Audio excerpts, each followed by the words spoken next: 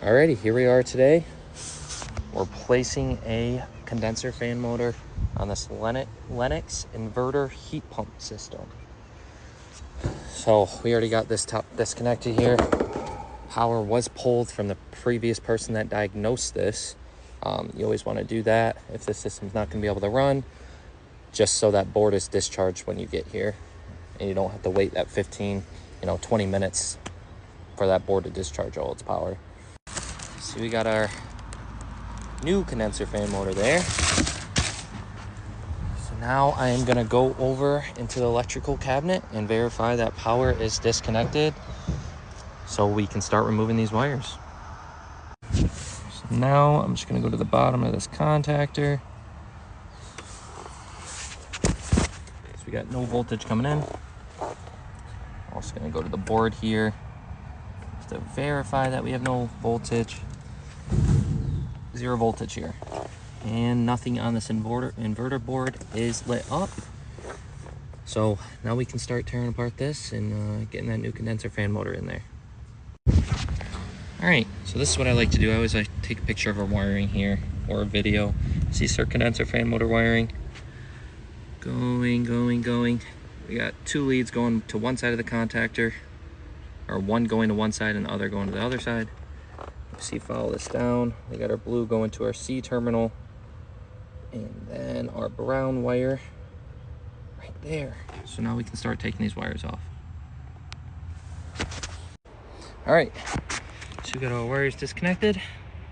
Now we already got 4 screws taken off here. 1, 2, 3, 4. Now we can just pop this whole cover off, lay it on its side or lay it on its back, and take these 4 bolts off. All right, so we got our fan motor out. Now we're gonna undo that set screw to get that fan blade off. Luckily, that fan blade came off real nice and smooth. The system's only about 2 to 3 years old. So very lucky that came off nice and smooth. Now we're gonna turn this around, flip it over, undo those 4 bolts.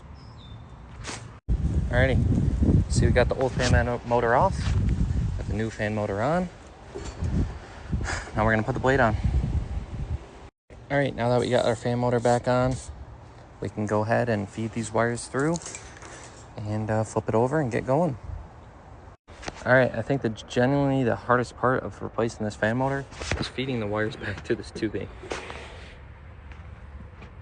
But we got them all back through, up there. Now we just hook them up, put these 4 screws back in, then fire this thing up. All right, so now the fun part. Put the disconnect back in and hope this thing doesn't blow up. There we go. So it's an inverter system, so I'll have a little bit of a delay. I'll have to go check out that thermostat and put it into a call.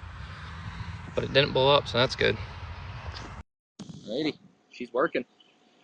So we turned power on. We've been letting it run for about 5 to 10 minutes. Everything seems to be working just fine.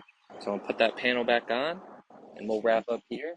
So I appreciate you guys for watching. If you have any questions, leave them down below, and drop a follow and a comment and a like. Thank you guys.